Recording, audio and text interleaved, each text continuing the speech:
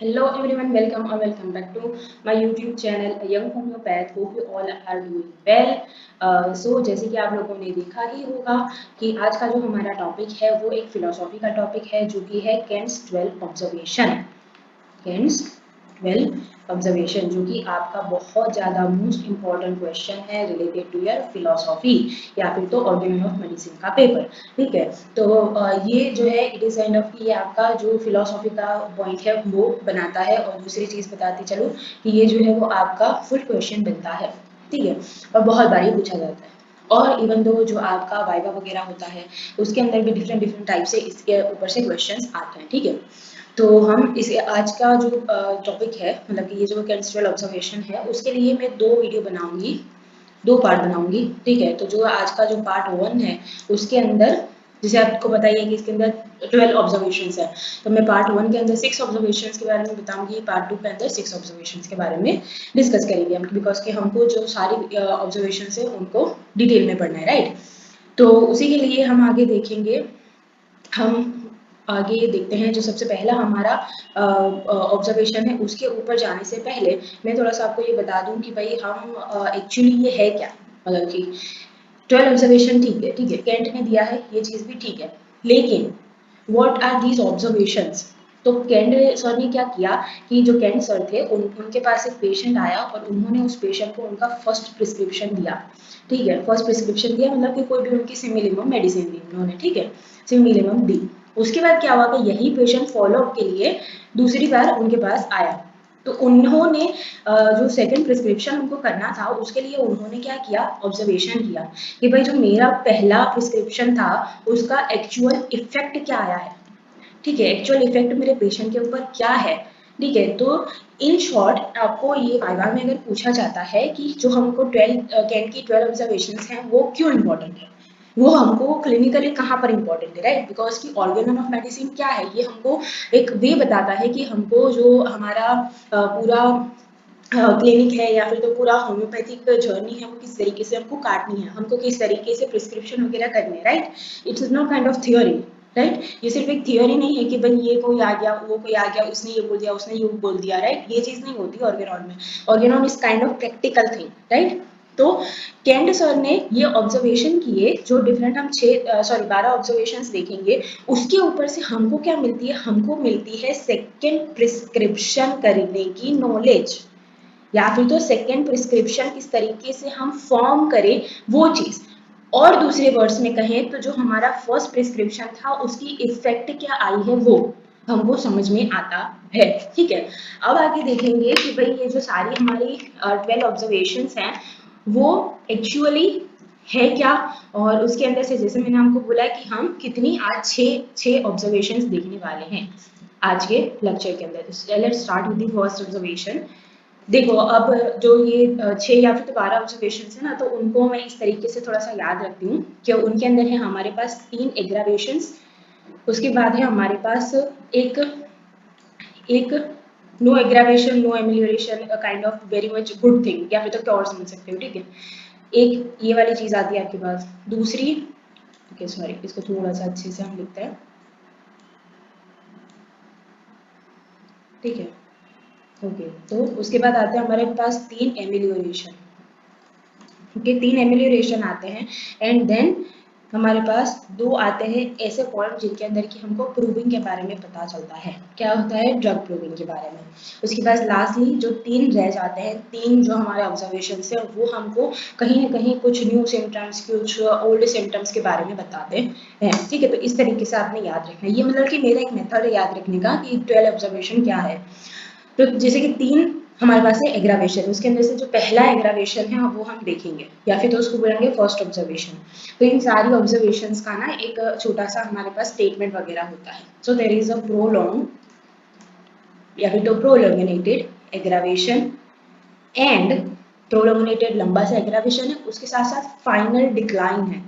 Final decline है किसका, of patient of course, right. तो ये क्या है, प्रोलोंगिनेटेड एग्रावेशन, मतलब कि बहुत लॉन्ग टाइम के लिए हमने प्रिस्क्रिप्शन दिया, लॉन्ग टाइम के लिए सारी चीजों का क्या गया, एग्रावेशन। फाइनल डिक्लाइन का मतलब है डेथ ऑफ द पेशेंट। ठीक है। तो इतना इतना समझ में आया। अब आगे देखते हैं कि एक्चुअली ये जो ऑब्जर्वेशन है वो हमको किन डिसीजेस में देखने को मिलता है। ठीक है, तो इसके अंदर पहला पॉइंट आएगा कि ये जो लॉन्ग एग्रावेशन है वो आपको सबसे ज़्यादा देखने को मिलता है इनक्योरेबल डिजीजेस में। इनक्योरेबल डिजीजेस के अंदर ऐसी डिजीजेस जिनके अंदर की पैथोलॉजिकल चेंजेस हो चुके हैं।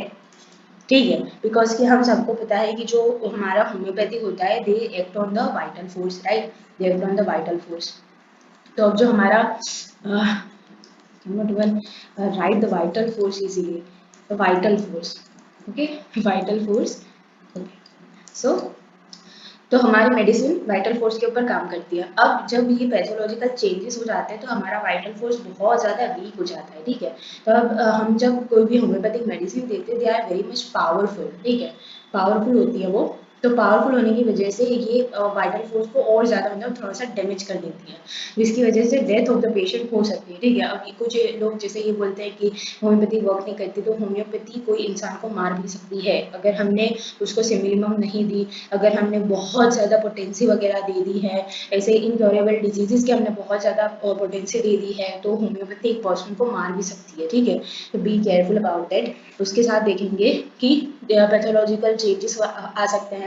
ठीक है, दूसरी चीज़ है कि reaction of the vital force is almost impossible, right. तो जो मैंने आपको यहाँ पर दिखाया कि जो वाइटल फोर्स है वो बहुत ज़्यादा वीक है। तो वाइटल फोर्स हमारा, जैसे आपको थोड़ा सा पता होगा about the primary action and the secondary action of the medicine, right. तो जो प्राइमरी एक्शन होता है हमारी मेडिसिन का, उसके अंदर प्राइमरी एक्शन जो मेडिसिन का था, ठीक है, उसके अंदर हमारा वाइटल फोर्स पैसिव रोल करता है, वो बिल्कुल भी मतलब अपना काम नहीं निभाता। ठीक है, उसका कोई वर्क नहीं होता प्राइमरी एक्शन ऑफ मेडिसिन के अंदर। लेकिन जब सेकेंडरी एक्शन आता है मेडिसिन का, तब हम वाइटल फोर्स को क्या करते हैं, स्टिमुलेट करते हैं, स्टिमुलेट कहते हैं। और स्टिमुलेशन की वजह से वो क्या करता है कि जो हमारी बॉडी के अंदर डिजीज है उसको रिमूव कर देता है।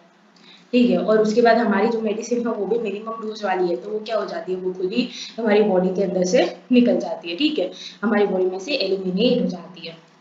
तो लास्टली हमारे पास क्या बचता है, एक हेल्दी वाइटल फोर्स। लेकिन अब यहाँ पर ये जो प्रोसेस आती है, हमारी मेडिसिन ने अपना प्राइमरी एक्शन तो बता दिया, बिकॉज कि उसके अंदर तो हमारा वाइटल फोर्स का कुछ काम नहीं था। लेकिन अगर हम यहाँ पर आते हैं जो सेकेंडरी एक्शन है, जिसके अंदर स्टिमुलेशन करना था हमको वाइटल फोर्स को, तो वाइटल फोर्स हमारा बहुत ज़्यादा क्या है, वीक है, जिसकी वजह से वो कोई काम नहीं कर पाएगा। तो वाइटल फोर्स का जो काम है यहाँ पर, which is quietly impossible, impossible है कि हम उसको जो है कि स्टिमुलेट कर पाए। ठीक है, उसके आगे चलेंगे हम। ओके, उसके आगे चलेंगे हम। सो ये मतलब कि कैसी डिजीजेस हो सकती है, अगर माइजमेटिक के तरीके से हम देखें, अगर इसका कॉज देखें, सो दे आर द एंटीसोरिक या फिर तो सोरिक डिजीजेस। ठीक है, एंटीसोरिक डिजीजेस या फिर तो सोरिक डिजीजेस। तो उनका क्या है कि जब हमको कोई सोरिक डिजीज को क्योर करना होता है तो हम कौन सी मेडिसिन देते हैं, एंटीसोरिक मेडिसिन देते हैं। लेकिन अगर हमने ये एंटीसोरिक मेडिसिन बहुत ज़्यादा डीप एक्शन ही करती है, सॉरी बहुत ज़्यादा डीप एक्शन ही करती है, ठीक है, तो ये डीप एक्टिंग रेमेडी अगर हमने दी, एंटीसोरिक रेमेडी हमने डीप एक्टिंग रेमेडी दी, तो ये कंडीशन हो सकती है, तो क्या होगा, डेथ ऑफ द पेशेंट हो सकती है। ठीक है, अब ये कैसे होगी, ये थोड़ा सा ब्रीफ में समझाती हूँ मैं, कि जैसे कि हमने बोला एंटीसोरिक ये ओरिजिन के अंदर होती है। ठीक है, तो अगर यही डिजीज के अंदर पैथोलॉजिकल चेंजेस ना क्रिएट हुए होते और हमने एंटीसोरिक मेडिसिन दी होती, तो हमारा जो क्योर है वो पॉसिबल हो पाता। लेकिन जैसे मैंने आपको बोला वाइटल फोर्स क्या है, वीक है, राइट। और अगर आपने ऐसी कंडीशन के अंदर एंटीसोरिक मेडिसिन दे दी जो कि क्या है, सिमिलिमम है, राइट, एट द एंड हम क्या देते हैं, सिमिलिमम देते हैं। तो ये क्या करेगी, ये तो सिमिलिमम होगी किसके, डिजीज के। तो क्या हो जाएगा, अब यहाँ पर तो कॉम्प्लेक्स डिजीज बन जाएगी, राइट, कॉम्प्लेक्स डिजीज बन जाएगी। अब कॉम्प्लेक्स डिजीज है प्लस वाइटल फोर्स है हमारा वीक, तो वो क्या करेगा, वो तो भाई अपने हथियार डाल देगा और फाइनली क्या होगा, डेथ ऑफ द पेशेंट हो जाएगी। दूसरी चीज, जब भी ड्वेल ऑब्जर्वेशन लिखो ना, तो उसके अंदर आपने लिखना है प्रोग्नोसिस, बिकॉज कि जैसे आप लोगों ने देखा होगा कि हम क्या है कि हमारी जो तुम आगे जाके भी प्रैक्टिस ऑफ मेडिसिन वगैरह पढ़ोगे, ऑब्स गाइनी भी पढ़ते होगे कि भाई प्रोग्नोसिस क्या है कोई भी एक पर्टिकुलर डिजीज का। तो हम यहाँ पर उस डिजीज की जगह हमारी मेडिसिन को ले रहे हैं या राइट। तो हम क्या देखेंगे कि भाई हमारी मेडिसिन या फिर तो हमारा कोई पेशेंट है तो हमने उसको एक फर्स्ट प्रिस्क्रिप्शन दिया, उसके बाद उसकी इन जनरल कंडीशन का प्रोग्नोसिस क्या होगा, आगे जाकर उसका क्या होगा एक्चुअली। तो इसका प्रोग्नोसिस अगर ये वाला ऑब्जर्वेशन अगर आपके केस के अंदर आ रहा है तो उसका प्रोग्नोसिस ऑफकोर्स कैसा होगा, अनफेवरेबल प्रोग्नोसिस हो सकता है, बिकॉज कि यहाँ पर क्या हो रही है, पेशेंट की डेथ हो जा रही है। ठीक है, तो ये आपका हो जाएगा अनफेवरेबल। दूसरी चीज बताते चलो कि ये जो हम प्रोग्नोसिस लिखेंगे ये मैं आपको हर एक जो हमारा ऑब्जर्वेशंस होंगे उनके अंदर बताऊंगी। तो ये आपको वाइवा में पूछा जाता है कि भाई रैंडमली आपको पूछ लेंगे कि भाई एक ऑब्जर्वेशन का क्या प्रोग्नोसिस है, या फिर तो पूरे 12 ऑब्जर्वेशन में से कितने फेवरेबल प्रोग्नोसिस है, कितने अनफेवरेबल प्रोग्नोसिस है। ठीक है, तो ये चीज़ आपको वाइवा में पूछी जाती है। दूसरे के साथ साथ हम बात करेंगे ट्रीटमेंट की। ठीक है, हमने ये देख लिया, हमने ऑब्जर्वेशन कर लिया, अब हम देखेंगे कि भाई हम एक्चुअली इसको ट्रीट किस तरीके से कर सकते हैं। ये भी मतलब कैट सर ने बताया है कि हम इस चीज को ट्रीट किस तरीके से कर सकते हैं। तो हमने क्या करना है कि हमने जैसे यहाँ पर देखा कि डीप एक्टिंग रेमेडी हमने दी तो पेशेंट की डेथ हो जा रही है, तो हमें क्या करना है अब कि हम क्या करेंगे, बियॉन्ड 30 और 200 पोटेंसी हम नहीं देंगे। मतलब कि 30 से ज़्यादा लाइक 60 लाइक 80 पोटेंसी हम नहीं देंगे, 1 m पोटेंसी हम नहीं देंगे। ठीक है, या फिर तो जो एग्रावेशन है हमारा, ठीक है, वो क्या आ रहा है, डीप आ रहा है, और जो हमारा प्रोलोंगनेटेड आ रहा है। ठीक है, प्रोलोंग एग्रावेशन आ रहा है, तो क्या होगा कि हम जो ऑर्गेनिक केसेस हैं, ठीक है, या फिर तो उसके स्ट्रक्चरल चेंजेस उसके अंदर आ गए हैं, तो हम उसके साथ अब कुछ नहीं कर सकते, तो हम उसको क्या करेंगे, पेलिएट करेंगे, पेलिएशन करेंगे। अगर आप पेशेंट आपके पास आया है किसी चीज़ का पेन लेकर, अगर पेशेंट आपके पास आया है किसी सुपरफिशियल मतलब उसके स्ट्रक्चरल चेंजेस के ऊपर, तो आप सिर्फ करोगे उसकी ड्रेसिंग वगैरह। ठीक है, उससे ज़्यादा आप उसको प्लेसिबो दे सकते हो, सेक्लेक दे सकते हो। ठीक है, लेकिन उससे ज़्यादा आप उसको कोई होम्योपैथिक डीप एक्टिंग रेमेडी नहीं दे सकते। ठीक है, उसके आगे हम देखेंगे कि भाई डीप एक्टिंग रेमेडी भी अगर आपने देनी है, मतलब ऐसा अगर चांसेस है कि थोड़ी सी आशा है आपकी कि आप इसको रिवर्स कर पाओ, तो आप हमें क्या करना है, अगर आपकी डीप एक्टिंग रेमेडी आप दे रहे हो तो उसको सिर्फ 30 पोटेंसी से शुरू करना है, और ऑलमोस्ट 30 से ही मतलब आगे आगे नहीं बढ़ना है, उसके ज़्यादा आगे नहीं बढ़ना है, 60-80 तक तो जाना ही नहीं। ठीक है, तो ये इसकी ट्रीटमेंट हो गई। ये हमारा हो गया क्या, फर्स्ट वाला ऑब्जर्वेशन। अब हम देखेंगे हमारा सेकेंड ऑब्जर्वेशन। तो सेकेंड ऑब्जर्वेशन का हमारा स्टेटमेंट क्या है, there is a long no prolong, ठीक है, long aggravation, final and slow improvement, but still there is a improvement. ठीक है, तो यहाँ पर क्या है, लॉन्ग एग्रावेशन है, बहुत लंबे टाइम तक, 6 मंथ तक, या फिर तो समझ सकते हो 15 दिन तक उसको स्टिल एग्रावेशन की कंडीशन रही हुई है। आपने 15 दिन की मेडिसिन दी, 15 दिन तक उसको एग्रावेशन की कंडीशन रही है, फिर क्या हो गया, फिर उसको आपने क्या दिया, दूसरी मेडिसिन दे दी, या फिर तो हो सकता है कि उसको 12 दिन तक एग्रावेशन रहा है, उसके बाद उसको 13वें 14वें और 15वें दिन उसको क्या हो गया, फाइनल इम्प्रूवमेंट उसकी हो गई। ठीक है, तो पेशेंट को उसको शोकर आपके पास आएगा, राइट। तो इस कंडीशन के अंदर क्या करना है, ये किस वाली डिजीज के अंदर हो सकता है, तो सबसे पहली चीज है, it is seen in the advanced cases. Still remember here कि हम यहाँ पर क्योर को स्टेट नहीं कर रहे, हम सिर्फ इम्प्रूवमेंट दिखा रहे हैं, राइट, हम यहाँ पर क्योर नहीं बोल रहे। तो एडवांस केसेस कौन से हो सकते हैं, जो हमारे बिनाइन ट्यूमर्स वगैरह होते हैं, बिनाइन ट्यूमर्स वगैरह होता है जो कि दूसरी तरफ स्प्रेड नहीं होंगे, but they are benign, they are the tumours, तो उसको हम क्या कर सकते हैं, थोड़ा सा हम उसके अंदर इम्प्रूवमेंट देख सकते हैं।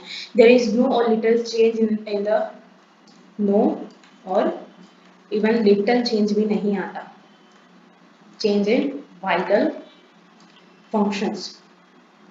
ठीक है, जैसे पहले थे वैसे के वैसे ही रहेंगे। जैसे हमारी डिजीज वाला पेशेंट लेके आया था, वाइटल फंक्शंस की बात करें, ठीक है, हार्ट के फंक्शन की, लंग के फंक्शन की, किडनी के फंक्शन की हम बात करें, मतलब कि अगर यहाँ पर वाइटल फंक्शंस के अंदर कुछ हुआ तो पेशेंट की डेथ हो जाएगी, लेकिन यहाँ पर ये चीज़ नहीं हो रही है। तो वाइटल फंक्शन जो है वो स्टैंड स्टिल है, बट जो हमारी जनरल रिकवरी, थोड़ी सी रिकवरी, थोड़ा सा इम्प्रूवमेंट उसके अंदर हो रहा है, ठीक है। दूसरी चीज है कि इसका प्रोग्नोसिस कैसा होता है। प्रोग्नोसिस क्या है इसका, तो इट इज अ फेवरेबल, ठीक है। क्यों फेवरेबल है, क्योंकि still there is a improvement. हम ऐसा नहीं कि यहाँ पर बस पेशेंट मर ही जा रहा है, still there is a improvement, there is some kind of some degree of variation, yes, but यहाँ पर इम्प्रूवमेंट है, पेशेंट को अच्छा लग रहा है, so there is a favourable, ठीक है। और उसके बाद हो सकता है कि इसका आप क्योर भी कर पाओ, बिकॉज बिनाइन ट्यूमर्स को हमने बहुत सारे देखे हुए हैं कि बहुत सारे होम्योपैथ ने इसको क्योर किया है, ठीक है। इन जनरल कोई ग्रोथ भी होती है, लाइपोमा भी होता है, तो उसको हम क्योर कर पाते हैं, राइट। तो लेकिन थोड़ा टाइम लगता है उस चीज को। तो और यस, दूसरी एक चीज कि यहाँ पर जो एंडोक्राइनल आपकी जो स्टार्टिंग वाले एंडोक्राइनल जो स्टार्टिंग वाली डिजीजेज होती हैं, उसके अंदर भी ये आपको मिल सकता है, मतलब इन जनरल थोड़ा सा इम्प्रूवमेंट होगा, but still there is a improvement. तो अगर आपने उस अपने कोर्स को ज्यादा अच्छे से आगे बढ़ाते गए तो हो सकता है कि आपको क्योर मिले, ठीक है। तो it is a favourable prognosis. इसकी ट्रीटमेंट के बारे में देखेंगे कि भाई आगे हम इसकी क्या कर सकते हैं। तो do not repeat it, do not repeat the first prescription, ठीक है। And do not give the high potency, ठीक है। Do not give the high potency, always start with the low potency, start with low potency, ठीक है। High potency नहीं देनी है, लो potency से स्टार्ट करना है। और अगर कुछ भी होता है तो बी रेडी विद एंटीडोट, ठीक है। तो आपने ये चीजें आपके ट्रीटमेंट करते हुए ध्यान रखनी है, ठीक है। अगर कुछ भी होता है, अगर कोई गलत चीज होती है, तो you will be at the stage कि आप उस अपने मेडिसिन को क्या कर पाओ, एंटीडोट कर पाओ, ठीक है। तो ये हमारा दूसरा वाला ऑब्जर्वेशन हुआ। थर्ड ऑब्जर्वेशन जो है उसका हमारा जो स्टेटमेंट है वो क्या है, quick aggravation with short and strong and rapid improvement, ठीक है। या फिर तो क्योर भी लिख सकते, रैपिड क्योर, ठीक है। तो ये क्या है, this is the known as the classical homeopathic aggravation, ठीक है। ये भी आपको पूछा जाता है, या आपको सिर्फ और सिर्फ ऐसा शॉर्ट नोट पे पूछा जाएगा, या फिर तो वाइवा में भी पूछा जाएगा कि जो है कि कैट के 12 ऑब्जर्वेशन हैं उनके अंदर से किस नंबर का ऑब्जर्वेशन क्लासिकल होम्योपैथिक एग्रावेशन वाला है, तो वो होगा आपका थर्ड ऑब्जर्वेशन। और उसका स्टेटमेंट आप यहाँ पर देख सकते हो, ठीक है। तो अब आपने देखा होगा कि जैसे ही हम कोई होम्योपैथिक मेडिसिन देते हैं ना, so there is a very little period of time के लिए आपको एग्रावेशन होता है। जो भी जिस भी डिजीज के लिए पेशेंट आया है, जिस भी डिजीज को लेकर जो भी सिम्टम्स लेकर आया है, तो उसके अंदर एग्रावेशन होगा, लेकिन वो बहुत कम टाइम के लिए होता है। एंड देन उसके बाद पेशेंट क्या हो जाएगा, जल्दी से इम्प्रूवमेंट हो जाएगा, देन क्योर हो जाएगा, ठीक है। तो ये हम किस वाले डिजीज के अंदर देखते हैं, तो जहां पर स्ट्रक्चरल चेंजेस नहीं होते, there is no structural changes, ठीक है। उसके अंदर आपको ये चीज बहुत अच्छे से देखने को मिलेगी। या फिर तो जो हमारे वाइटल ऑर्गन्स हैं उनके ऊपर कोई भी इफेक्ट ना आई हुई हो, ठीक है, तो ये चीज बहुत जल्दी हो जाती है। तो अगर वाइटल ऑर्गन्स के ऊपर कोई चीज का कोई इफेक्ट नहीं आया है और स्ट्रक्चरल चेंजेस भी नहीं हुए हैं, तो हमारा वाइटल फोर्स कैसा होगा, इन द गुड कंडीशन, कि वो हमारे जो हम स्टिमुलेशन दे रहे हैं उसको कि भाई जाओ इस डिजीज को क्योर करो, तो वो अपना जो हम स्टिमुलेशन उसको दे रहे हैं वो स्टिमुलेशन वो ले रहा है, ठीक है, वो अच्छे से अपना काम कर रहा है। When the disease is superficial, ठीक है, when the disease is superficial, superficial से हमारा क्या मतलब है, हमारा ये मतलब नहीं है कि स्किन के ऊपर कोई डिजीज है, it's not kind of skin के ऊपर डिजीज, बिकॉज कि हम क्या बोलते हैं कि there is a outer peripheral और inner dynamic thing, inner dynamic thing is the vital force, और ऊपर superficial which is a material body, ठीक है। तो मटेरियल बॉडी के ऊपर जो डिजीज होती हैं, लाइक सारी डिजीजेस, ठीक है, तो उनके ऊपर अगर कोई डिजीज हुई है और वो बहुत ज्यादा एक्यूट स्टेज है, इवन तो क्रोनिक स्टेज के अंदर भी हम सब आप सिर्फ आपने कौन सी चीज ध्यान में रखनी है, तो जो वाइटल फोर्स है वो गुड कंडीशन में होना चाहिए, बस ये चीज आपने देखनी है। अगर ये है तो ये आपका थर्ड ऑब्जर्वेशन हो सकता है, ठीक है। And also when the remedy is correct, ठीक है, ऐसा नहीं है कि भाई सुपरफिशियल आपकी डिजीज आ गई और या फिर तो कोई आपका बहुत ज़्यादा एक्यूट केस आ गया और आपने कोई भी मेडिसिन दे दी तो आपका क्योर हो जाएगा, ऐसा नहीं है। आपकी मेडिसिन भी करेक्ट होनी चाहिए, आपकी मेडिसिन भी से मिनिमम होनी चाहिए, ठीक है। और क्या होगा कि जो एग्रावेशन है वो क्या होगा, शॉर्ट होगा और रैपिड होगा, ठीक है। शॉर्ट रैपिड एग्रावेशन होगा। और तो एक्शन ऑफ मेडिसिन हम क्या इसके ऊपर से पता लगा सकते हैं, एक्शन ऑफ मेडिसिन जो हमारा एग्रावेशन जो है वो क्विक है, शॉर्ट है और स्ट्रॉन्ग है, तो उससे हम क्या अंदाजा लगा सकते हैं। तो जो हमारा एक्शन ऑफ मेडिसिन है वो कैसा है, गुड, ठीक है। Action of medicine is also good and quick, इसकी वजह से इस टाइप का एग्रावेशन होता है। इसके अंदर प्रोग्नोसिस क्या आएगा, ऑफ कोर्स जो आप सोच रहे हो वही आएगा, वेरी गुड, ठीक है। तो बहुत ज़्यादा अच्छा वाला हमको यहाँ पर प्रोग्नोसिस मिल रहा है, बिकॉज कि at the end of the time हम क्या कर रहे हैं, पेशेंट को क्योर कर रहे हैं, ठीक है। दूसरी चीज़ है यहाँ पर ट्रीटमेंट, आगे हम क्या देंगे, हमने आगे क्या करना है कि हम आगे इस डिजीज के साथ क्या कर सकते हैं, तो do not disturb the action of medicine, action of medicine, because कि आपकी मेडिसिन क्या है, करेक्ट है, ठीक है। तो हो सकता है कि पेशेंट आपके पास आए और वो बोले कि भाई हमको क्या है कि हम आपके पास 3 सिम्टम्स लेके आए थे, उसके अंदर से हमारे 2 सिम्टम जो है वो फुल्ली क्योर हो गए हैं, बस ये एक सिम्टम रह जा रहा है और वो भी थोड़ा थोड़ा क्योर हो गया है, थोड़ा थोड़ा उसका इंटेंसिटी कम हो गई है, तो हम क्या करेंगे, वापस से वही मेडिसिन दे देंगे, राइट। हम उसके जो एक्शन है उसको डिस्टर्ब नहीं करेंगे।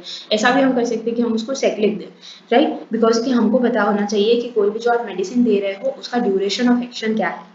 हो सकता है कि उसका ड्यूरेशन ऑफ एक्शन अब तक खत्म नहीं हुआ है और पेशेंट आपके पास आया है, तब आपने क्या करना है, उसको सेक्लिक देनी है, ठीक है। उसको ऐसा नहीं करना है कि वापस से दूसरी आप मेडिसिन दे दोगे, तो क्या होगा, और ज्यादा एग्रावेशन आएगा, ठीक है। उसके आगे देखेंगे कि do not repeat the medicine, जो मैंने आपको आगे बोला, do not repeat the medicine, right. और अगर एक्यूट केस है तो हम क्या करेंगे, एग्रावेशन का ड्यूरेशन फ्यू आवर्स का होता है, फ्यू आवर्स का होता है, और जो हमारा क्रॉनिक केसेस होते हैं उनका एग्रावेशन का पीरियड हो सकता है फ्यू डेज तक का चला जाए, ठीक है।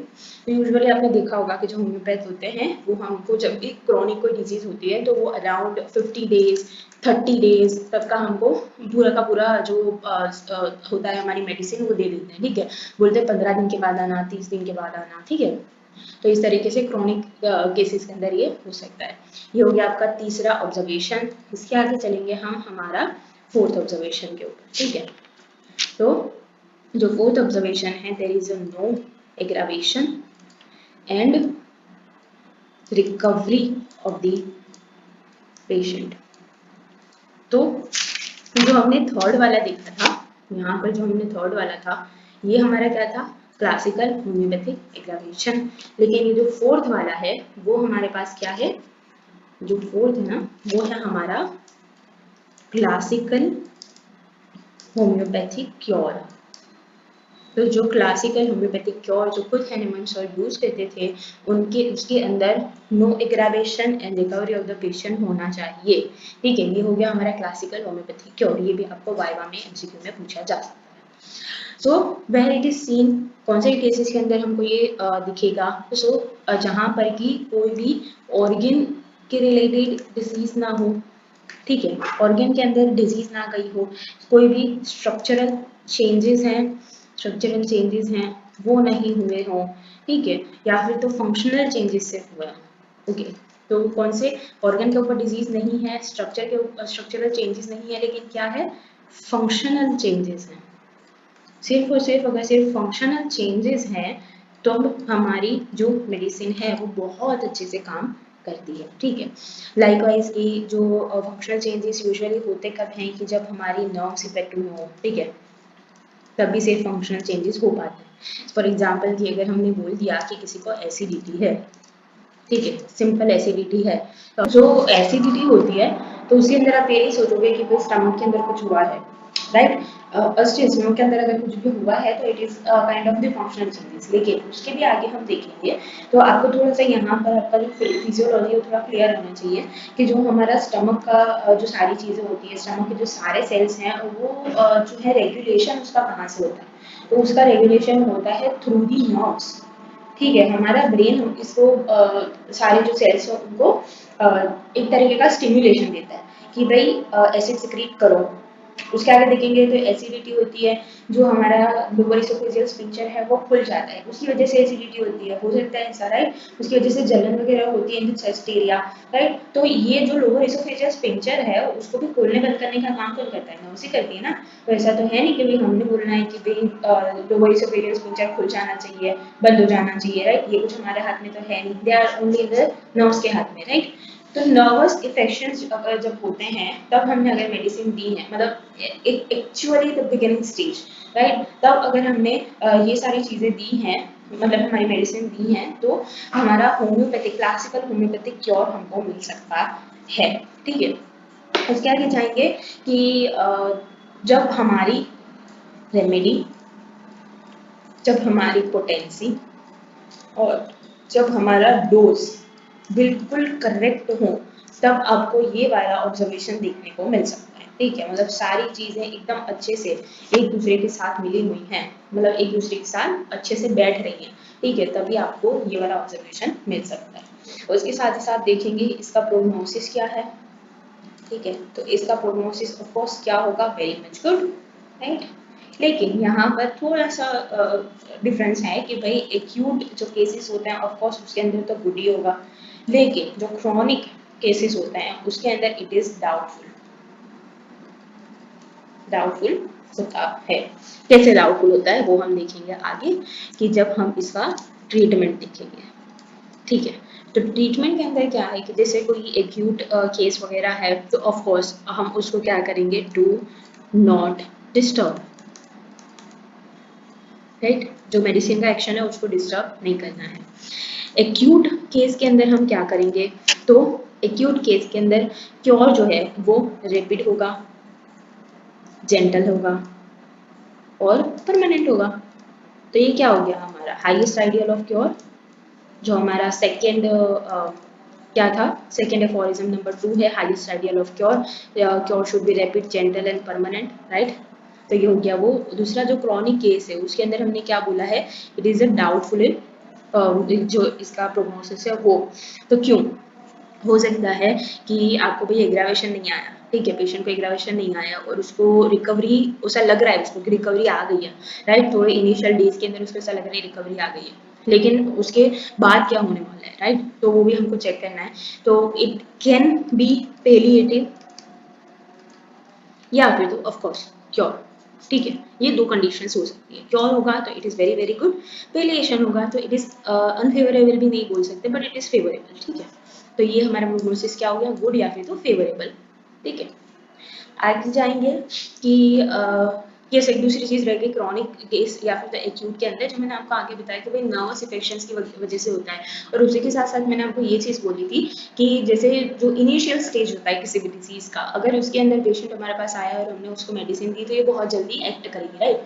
तो इसके लिए एक फिजिशियन के लिए, मतलब कि कैंट सर ने इसी पैरा के नीचे दिया हुआ है कि एक फिजिशियन को बहुत, मतलब कि हमेशा जो ऑब्जर्वेशन है उसका हमेशा ध्यान रखना है कि वो मेडिसिन दे रहा है, उसने जो है कि फर्स्ट प्रिस्क्रिप्शन के अंदर भी कौन सी मेडिसिन देनी है, उसके सिम्टम्स क्या है, डिजीज का जो उसके स्टेजेस हैं, किस स्टेज के अंदर पेशेंट पहुंच चुका है, पैथोलॉजिकल फंक्शन चेंजेस आए हैं नहीं आए हैं, ठीक है, नर्वस इफेक्शन है या नहीं है।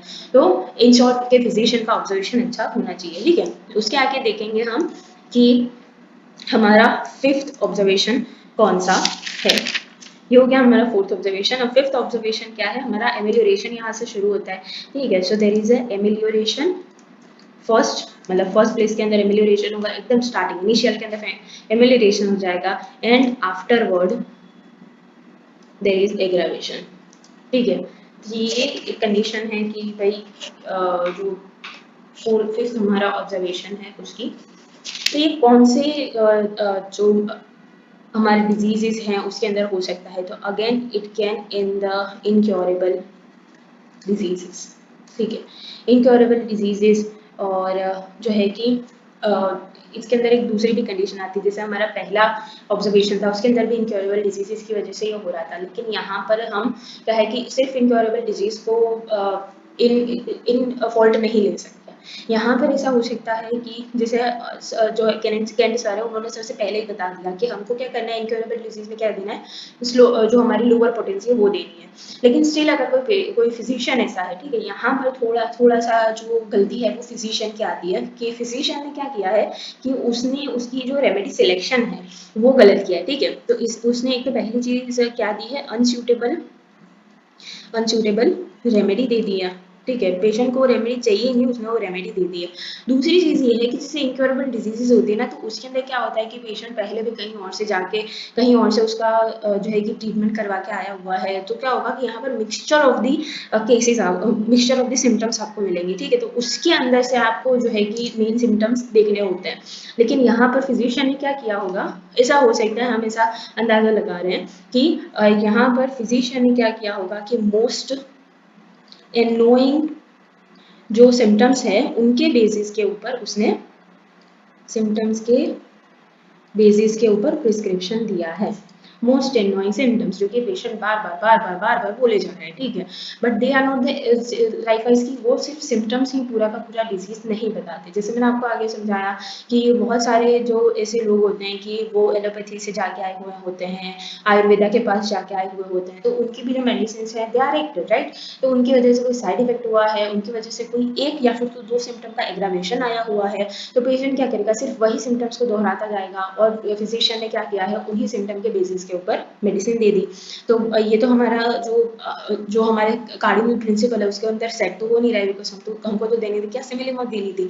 तो ये चीज़ तो मतलब कि सेट नहीं हो रही है होम्योपैथी के अंदर, तो ऑफकोर्स ये हमको क्योर तो दे नहीं पाएगी। लेकिन हमको ये क्या देगी, हमको ये छोड़ा था इनिशियल स्टेज के अंदर एमेलियोरेशन देगी, ठीक है, लेकिन उसके बाद क्या हो जाएगा, एग्रावेशन हो जाएगा। तो ये कौन सी कंडीशन होगी, ये हमको पता है ये कौन सी कंडीशन है, पेलिएशन की। पेलिएशन भी नहीं, पेलिएशन भी छोड़ो, ये तो हमारी कंडीशन है सप्रेशन की, राइट। तो हमने भी क्या कर दिया, पेशेंट के जो सारे सिम्टम्स है उसको सप्रेस कर दिया, राइट। तो ये हमारा फिफ्थ जो ऑब्जर्वेशन है वो सप्रेशन बताता है। दूसरी चीज़ है कि इसमें क्या हो सकता है कि जैसे पेशेंट आपके पास 2 या 4 सिम्टम्स लेके आया हुआ है, लेकिन आपने मेडिसिन दी ना, उसके बाद क्या होगा कि ओल्ड सिम्टम भी या फिर तो प्रीवियस सिम्टम बोल सकते हो, प्रीवियस सिम्टम्स भी वापस से आ सकते हैं, अपीयर हो सकता है कि पेशेंट जो आपके पास एक या दो सिम्टम लेके आया है उसको आपने सप्रेस कर दिया, लेकिन उसकी वजह से दूसरे सिम्टम्स आ गए, ठीक है। आगे चलेंगे कि इसके अंदर हम एक कंक्लूजन क्या निकाल सकते हैं कि जो हमारी रेमेडी है उसने क्या काम किया, उसका एक्शन क्या हुआ। उसका एक्शन क्या है, उसका एक्शन एकदम सुपरफिशियल है।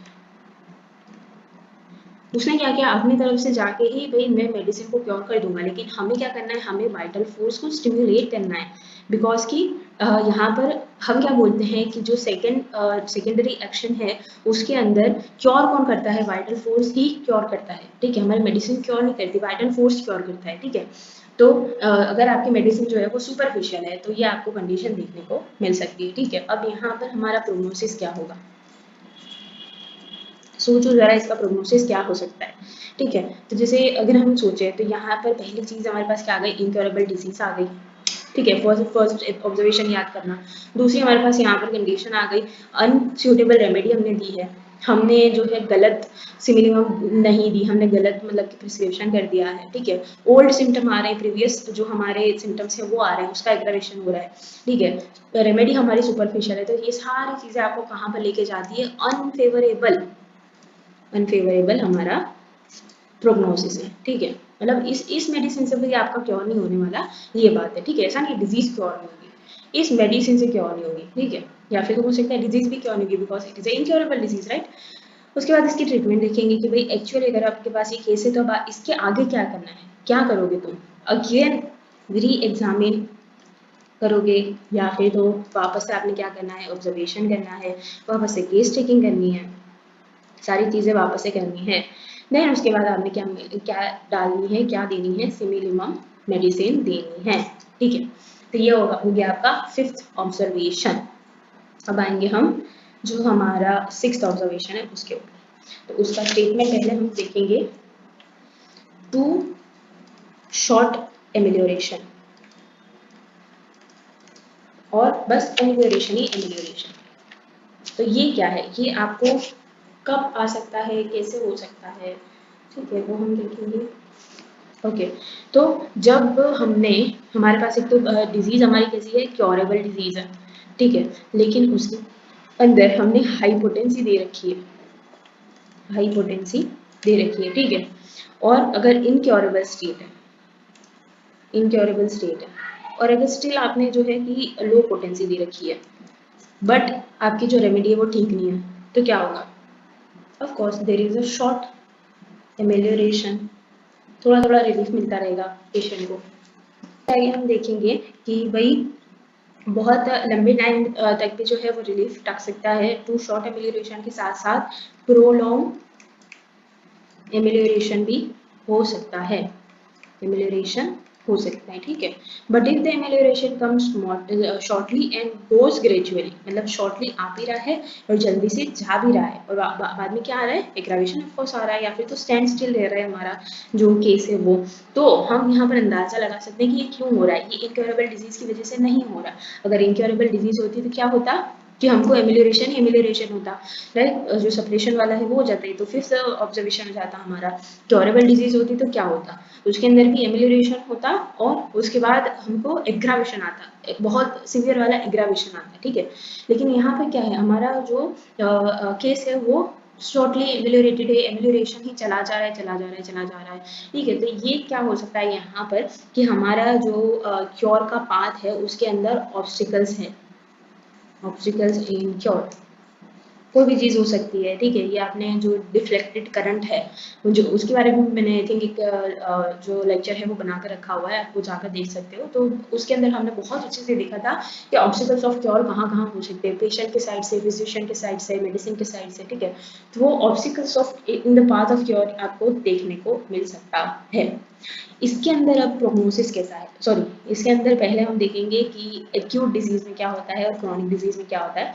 तो एक्यूट केसेस है उसके अंदर हाई ग्रेड इन्फ्लामेशन अगर कहीं पर है, हाई ग्रेड इन्फ्लामेशन वाला जो केस है उसके अंदर आपको इस तरीके से शॉर्ट में एमिलियोरेशन मिल सकता है। और क्रॉनिक केसेस जो है, जो क्रॉनिक केस है उसके अंदर अगर आपको जो हमारा पैथोलॉजिकल या फिर तो स्ट्रक्चरल चेंजेस हो गए हैं, जैसे हमने इनक्योरेबल डिजीजेस बोला, ठीक है, तो स्ट्रक्चरल चेंजेस हो जाते हैं या फिर तो पैथोलॉजिकल चेंजेस हैं, तब आपको ये कंडीशन देखने को मिल सकती है। एक्यूट स्टेज में क्या है, high grade inflammation, chronic stage, chronic case के अंदर क्या है, स्ट्रक्चरल चेंजेस या फिर तो पैथोलॉजिकल चेंजेस, ठीक है। इसका प्रोग्नोसिस देखेंगे हम। प्रोग्नोसिस तो अगर हम इसको क्रॉनिक केस के अंदर ज़्यादातर देखें तो इट इज़ बैड, ठीक है, वेरी बैड। और अगर एक्यूट स्टेज में देखें तो it is of course not favourable, तो ये है ही नहीं, तो ये क्या है, अनफेवरेबल, ठीक है, in short unfavourable in acute stage also. Lastly इसका हम देखेंगे, लास्टली हम इसका देखेंगे ट्रीटमेंट, ठीक है, ट्रीटमेंट। तो ट्रीटमेंट में क्या होगा कि भाई जो एक्यूट स्टेज है उसके अंदर हम मेडिसिन को रिपीट करेंगे, रिपीट दी मेडिसिन, बिकॉज की मेडिसिन तो ठीक थी तभी जाकर एमिलियोरेशन हुआ है, तो मेडिसिन हम रिपीट करेंगे। क्रॉनिक केस के अंदर हम क्या करेंगे, क्रॉनिक केस के अंदर तो टू बैड है, तो आपने क्या करना है, आपने वापस से अगेन केस चेकिंग करनी है और उसके बाद आपने वापस से सिमिलिमम चूज करनी है, ठीक है। तो ये हो गए हमारे 6 ऑब्जर्वेशन। होपफुली आपको सारे ऑब्जर्वेशन जो है वो समझ में आए होंगे और कहीं ना कहीं आपको थोड़े बहुत याद भी रह गए होंगे। और जब आप लिखते हो, एग्जाम के अंदर लिखते हो, तो उसको इसी तरीके से लिखा करो जैसे मैंने आपको समझाया। तो आप देखोगे कि मेरा समझाने का भी एक पैटर्न था कि सबसे पहले मैंने आपको स्टेटमेंट बताया, स्टेटमेंट क्या है ऑब्जर्वेशन का, उसके बाद मैंने आपको बताया कि ये कौन सी डिजीजेस में, कौन से केसेस में ये हो सकता है, ठीक है, वो आपका एक पहला पॉइंट हो गया। दूसरा पॉइंट आप थोड़ा सा उसका मैकेनिज्म वगैरह लिख सकते हो कि भाई क्यों ये हो रहा है, मेडिसिन क्या है, ठीक है या नहीं है, कहाँ पर गलती हो रही है, जैसे ऑब्स्टिकल्स इन द क्योर हो रहा है, कहाँ गलती आई है, ठीक है, ये थोड़ा सा आप समझा सकते हो।